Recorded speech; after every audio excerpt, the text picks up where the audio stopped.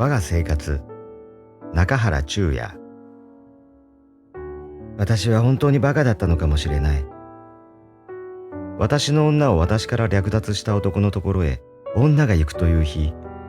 実は私もその日家を変えたのだが、自分の荷物だけ運送屋に渡してしまうと、女の荷物の片付けを手助けしてやり、おまけに車に乗せがたい割れ物の女一人で持ちきれない分を、私の仇の男が借りて待っている家まで届けてやったりした。もっとも、その男が私の親しい友であったことと、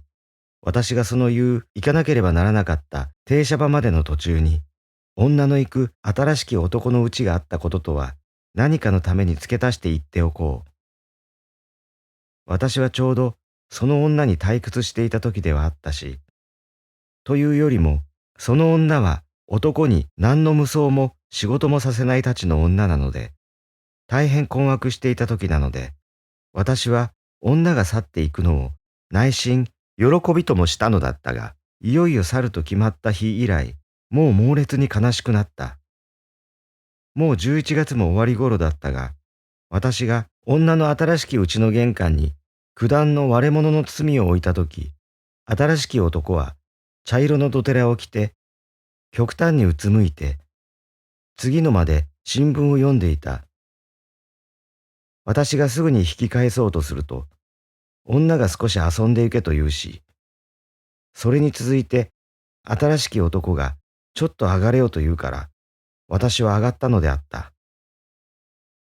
それから私は何を言ったかよくは覚えていないが、ともかく新しき男に皮肉めいたことを喋ったことを覚えている。すると女が私に目配せするのであった。まるでまだ私の女であるかのように。すると私はムラムラするのだった。なぜと言って、それではどうして私を捨てる必要があったのだ。私はさよならを言って冷えた靴を履いた。まだ移ってきたばかしのうちなので、玄関には電球がなかった。私はその暗い玄関で靴を履いたのを覚えている。次の間の光を肩に受けて、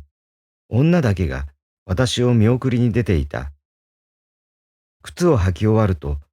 私は黙ってガラス張りの格子戸を開けた。空にさえざえとした月と雲が見えた。慌てていたので、少ししか開かなかった格子戸を体を横にして出るときに女の顔が見えた。と、その時、私はさも圧巻らしい微笑を作って見せたことを思い出す。俺は捨てられたのだ。郊外の道がしっとり夜露に湿っていた。郊外電車の輪立ちの音が暗い遠くの森の方でしていた。私は身震いした。停車場はそれから近くだったのだが、とてもすぐ電車になど乗る気にはなれなかったので、ともかく私は次の駅まで開墾されたばかりの野の中の道を歩くことにした。新しい私の下宿に着いたのは0時半だった。2階に上がると荷物が来ていた。布団だけは今晩荷を解かなければならないと思うことが異常な落胆を呼び起こすのであった。その細引きのあの脳に上る匂いを覚えている。すぐは布団の上に仰向きになれなくて、しばらくは枕に肘をついていたが、辛いことだった。涙も出なかった。仕方がないから聖書を出して読み始めたのだが、どこを読んだのか、ちっとも記憶がない。何と思って聖書だけを取り出したのだったか、今とあってはおかしいくらいだ。さてここで、かの小説家と呼ばれる方々の大抵が私と女と新しき男のことを書き出されるのであろうが、そして読者も定めしそれを期待されるのであろうが、不幸なことに、私はそれに興味を持たぬ。そのいきさつを書くよりも、そのいきさつに出会った私が、その後、どんな生活をしたかを、私は書こうと思うのである。気の弱さ、これのある人間は一体善良だ。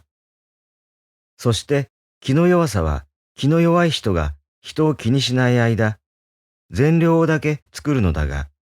人を気にしだすや、それは彼自身の生活を失わせる、いとも困った役をし始める。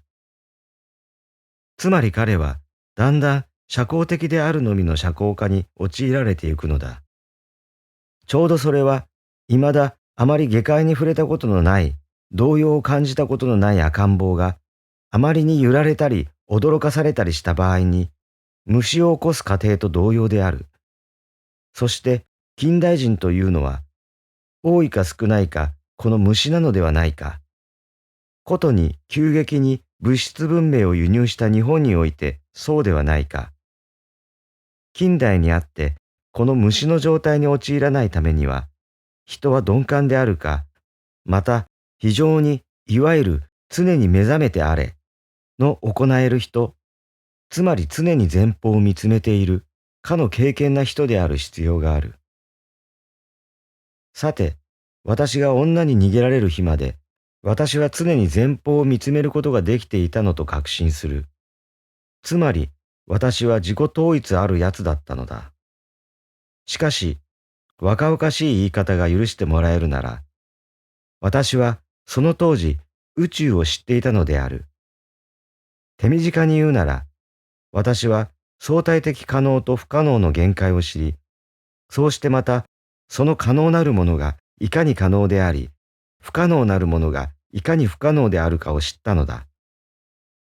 私は厳密な理論によった、しかして最後に、最初に見た神を見た。しかるに、私は女に逃げられるや、その後、一日一日と日が経てば経つほど、私はただもう悔しくなるのだった。このことは今になってようやくわかるのだが、そのために私は、かつての日の自己統一の平和を失ったのであった。全然私は失ったのであった。一つには、大体私がそれまでにほとんど読書らしい読書をしていず、術語だの、伝統だの、また寛容継承などについて、知るところほとんど皆無であったので、その悔しさにあって、自己を失ったのでもあっただろう。とにかく私は自己を失った。しかも私は自己を失ったとは、その時分かってはいなかったのである。私はただ、もう悔しかった。私は悔しき人であった。かくて私は、もはや外界をしか持っていないのだが、外界をしかなくした時に、今考えてみれば、私の昇進、つまり相互関係においてその働きをする、が、目を拭いてきたのである。私は虫にならないだろうか。私は苦しかった。そして、だんだん人嫌いになっていくのであった。世界は次第に狭くなって、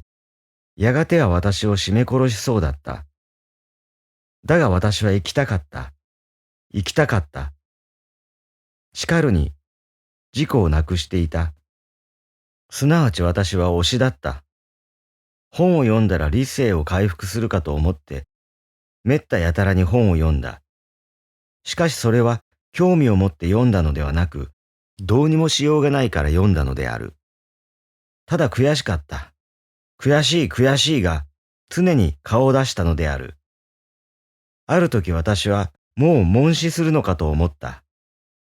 けれども一方に、生きたい気持ちがあるばかりに、私は何はともあれ手にせる書物を読み続けるのだった。私は虫になるのだった。視線がうろうろするのだった。が、読んだ本からは私は何にも得なかった。そして私は依然として悔しい人であったのである。その煮え返る釜の中にあって、私は杉氏妃の自己統一を追跡するのであった。かつては私にも金のペンで記すべき時代があった。と、ラムボーが言う。第一、と私は思うのだった。あの女は俺を嫌ってもいないのだし、それに向こうの男がそんなに必要でもなかったのだ。あれは遊戯の好きなたちの女だ。いっそ俺を真から憎むで逃げてくれたのだったら、まだよかっただろう。実際、女は確かにそういうたちの女だ。非常に根はつつましやかであるくせに、ひょっとした場合に突発的ないたずらのできる女だった。新しき男というのは文学青年で、少なくともその頃まで本を読むと自分をその本の著者のように思いなす、かの知的不随児であった。それでその恋愛の場合にも自分が非常に理知的な目的をその女との間に認めていると信じ、また女にもそれを語ったのだった。女は初めにはそれを少々心の中で笑っていたのだが、ついにはそれを信じたらしかった。なぜ私にそれがわかるかというと、その後、女が私にそれらのことを語るのであった。それほどこの女は自走ない女である。この女は、ある場合には極度に善良であり、ある場合には極度に悪辣に見える、かの堕落せる天使であったのだ。そして私の推察するに、私のところから逃げた当分は、新しき男とその友人の家などに行った場合、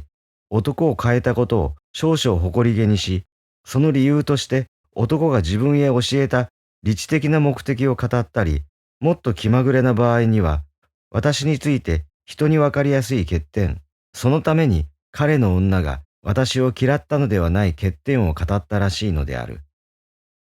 また、